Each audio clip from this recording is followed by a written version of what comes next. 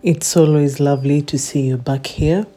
If you're seeing me for the first time, my name is Grace. I'm an interior designer and I live off grid in a shipping container house. Today I'm daring to try a skill I have never tried before. Throughout the 8 years I have been in the industry of conversion of shipping containers, I've picked up a skill or two. Some of those skills I've been able to learn include cabinetry and simple DIY projects that you can do in a shipping container.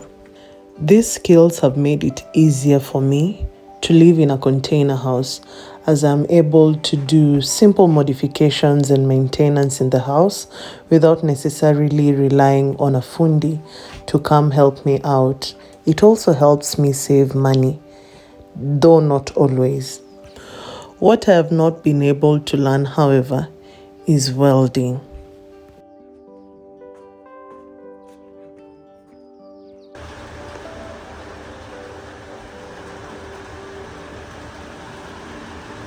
We have officially started the rainy season, and now, being in an arid, or would I call it a semi-arid area, harvesting rainwater is one of the things you need to do.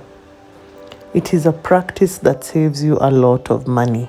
This season is the reason why I rushed to do a roof over my container house. This is meant to help me harvest as much water as possible.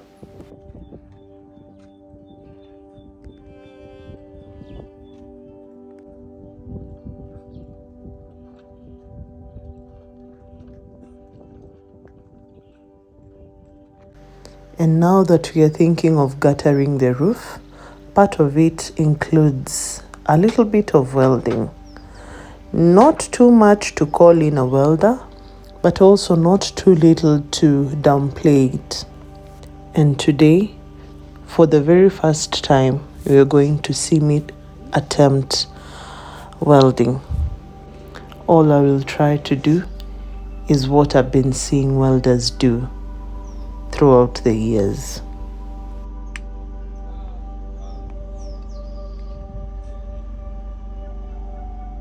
Something I'm quickly learning about off-grid.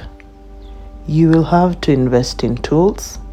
You will also have to invest in skills. The whole point of off-gridding is sustainability.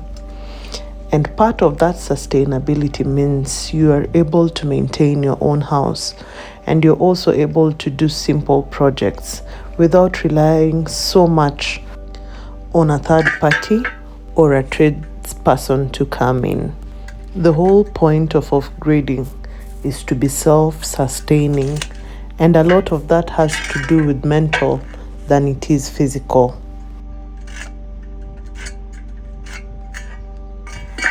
What I'm trying to do today is create supports where I will screw in the gutter brackets.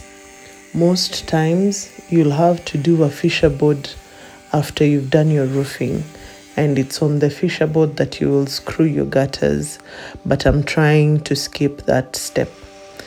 I am reusing some of the metal bars I moved with from Syokimau.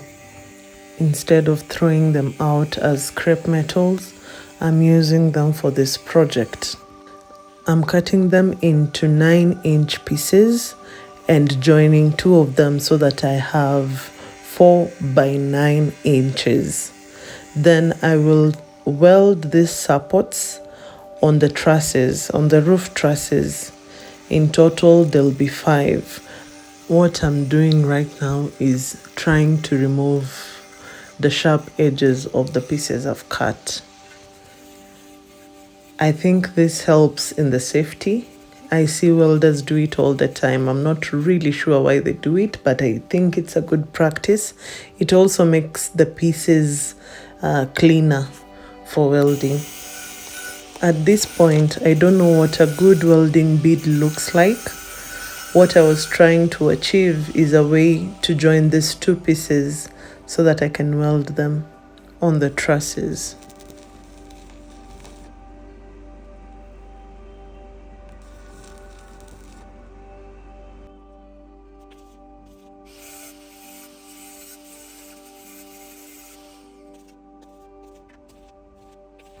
Other than learning skills, over the years I've been buying tools. I was not too sure if I was buying them for this purpose, though I knew I liked the flexibility of having my own tools when I'm handling a client's project. But that move is now benefiting me because I am able to do simple tasks just because I have the right tools. I don't have all the tools, but I have the basic ones. It feels expensive to buy all the tools you'll need at once. And so, as I have mentioned before, or if you've not had me mention, when you're thinking of living off grid, it's not something you will wake up one morning and just choose to do. It's something you subconsciously or even consciously start preparing for, even years before you finally make the move. And part of these preparations include understanding what it entails, investing in tools, investing in skills, investing in materials, because sometimes you don't need to buy all the materials at once, but it helps when you have some of the materials. It is a decision that affects you financially, emotionally, physically, and mentally.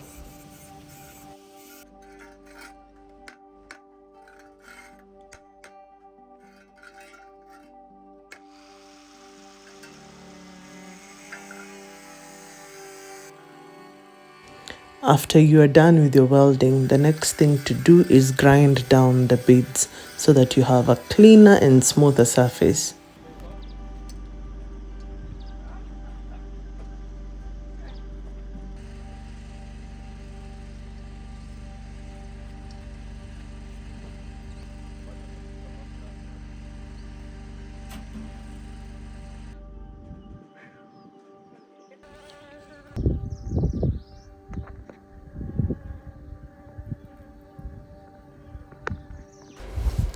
As I got to learn very quickly, what I had just done was the easiest part of this project. The part I'm moving to is the hardest because I have to weld vertically. And that would mean you will have sight issues, angle issues, but somehow you still have to figure it out. If you've chosen to do something, you have to do it to the end.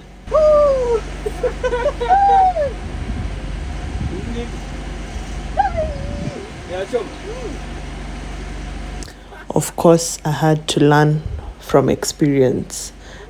Think of it as baptism by fire, quite literally, because I got burned.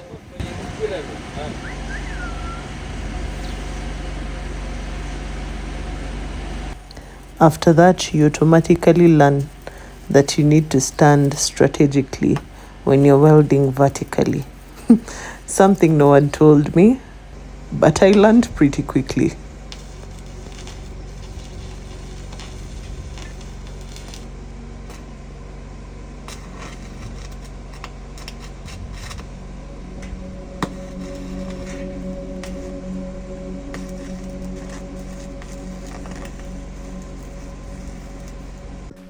After welding, the next step would be to prime your pieces before you can screw them. This helps in preventing them from rusting, especially where you've welded.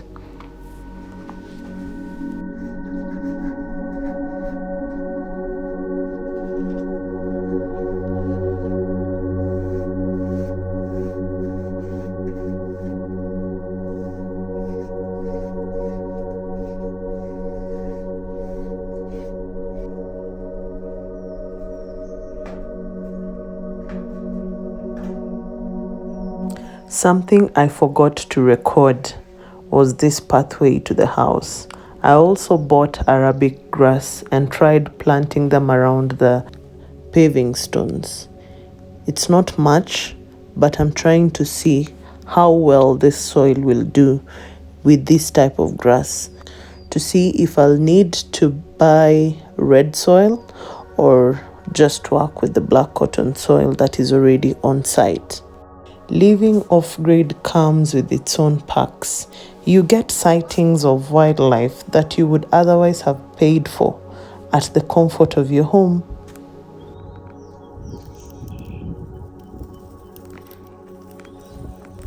What are some of the African stories you've heard about tortoise, or what we call tortoise? Please share some of these stories in the comment section. I would love to read them. Stick around for the next episode. I'll be doing an outdoor cooking of a native food from one of the tribes in Kenya.